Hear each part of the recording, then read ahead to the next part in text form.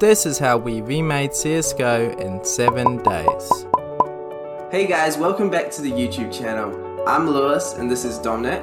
So if you've seen our previous videos on this channel, you know that we've been working on multiplayer projects, but we decided to take a break and give ourselves a challenge.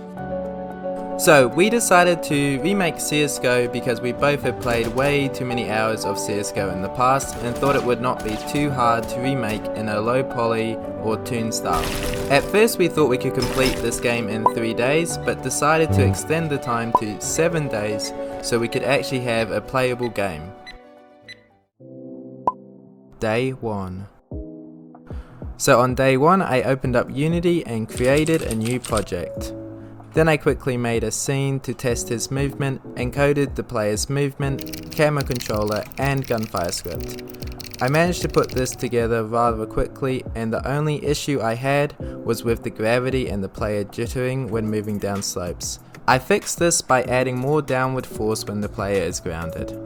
The next step was to create a map, and we decided to create the most iconic map, Dust 2.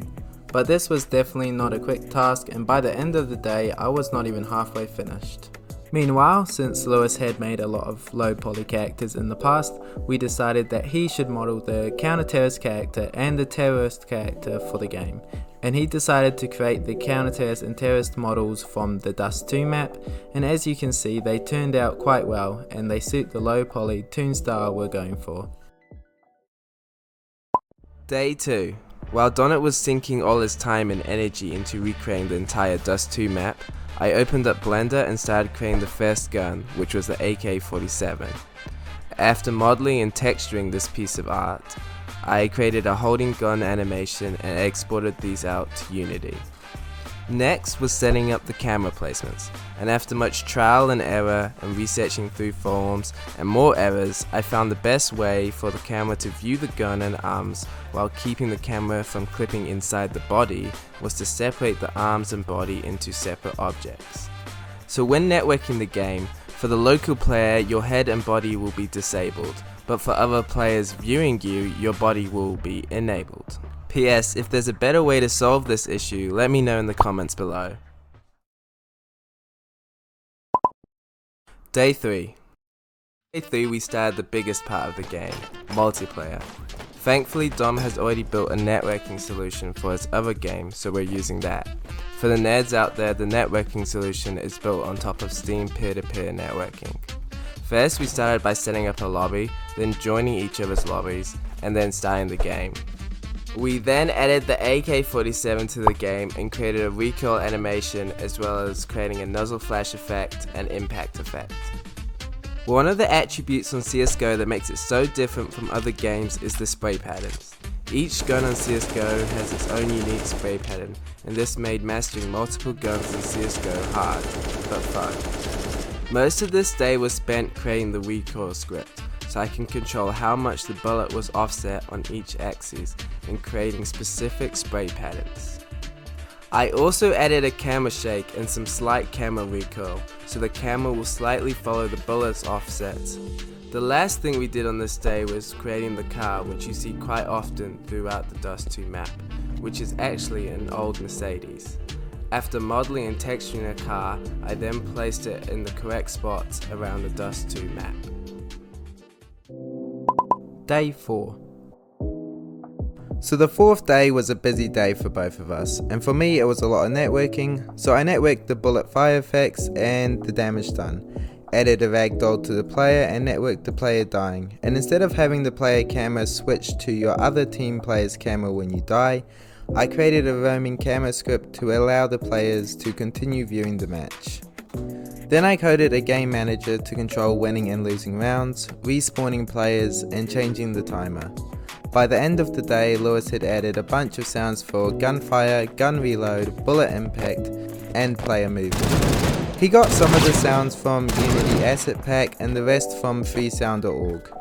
And the last task he completed was modeling these boxes, crates and barrels. And he placed these assets all around the map in roughly the correct spots. Day 5. On day 5 I got to do my favourite task, which was making a knife that I could never afford to buy on the Steam market. So I modded the knife, made some animations, made a hit effect for it, and finally coded and networked the knife attack, and this is what it looks like. Lewis's task was to add more weapons because the only weapons we currently had was the AK-47 and the knife. So we decided to add our favourite weapons, which were the M4A4, M4A1, Desert Eagle and the Glock. I then made reload animations for the guns, which of course is just the player spinning the gun around, but it surprisingly looks and feels quite nice, especially with the Glock. So to allow players to buy weapons, I created this simple version of CSGO's buy window. And the last task of my day was to create a kill feed, which of course just shows the player kills and highlights the local player kills dark red. Day 6. So on day 6 we really wanted to get the game complete, so we started on one of the last tasks, which was planting the bomb. So Lewis modelled the bomb in Blender and managed to get it looking very similar to the CSGO bomb. I then coded the bomb controller, and this is what planting the bomb looks like.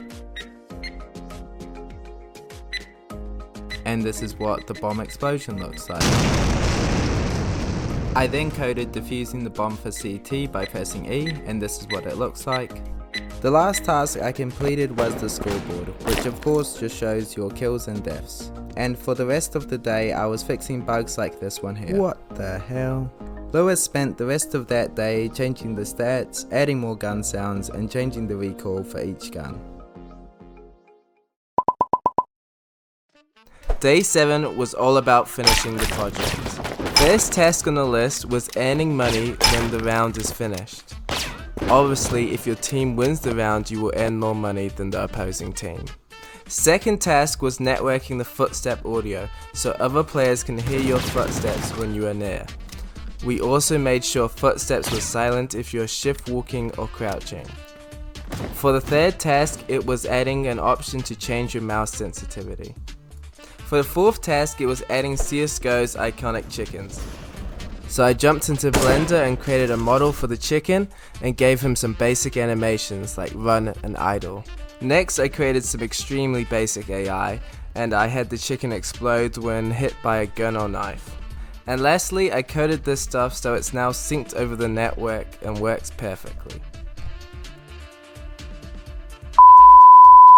And that's it, the CSGO remake project was finished. Here's some gameplay clips of my brother, my friend and I playing the game.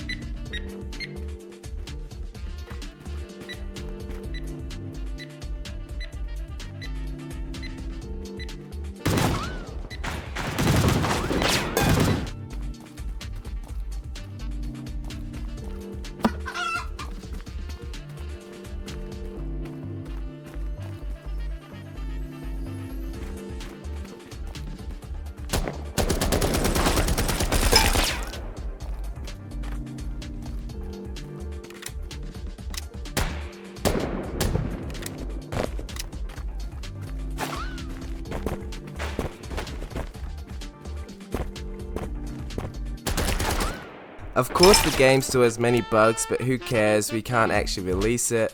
This project definitely took a lot longer than expected, but I'm happy we pushed through it and got the end result. And big shout out to our brother James who supplied most of the music for this video. Thank you guys so much for watching, and don't forget to like if you liked the video and hit the sub button below.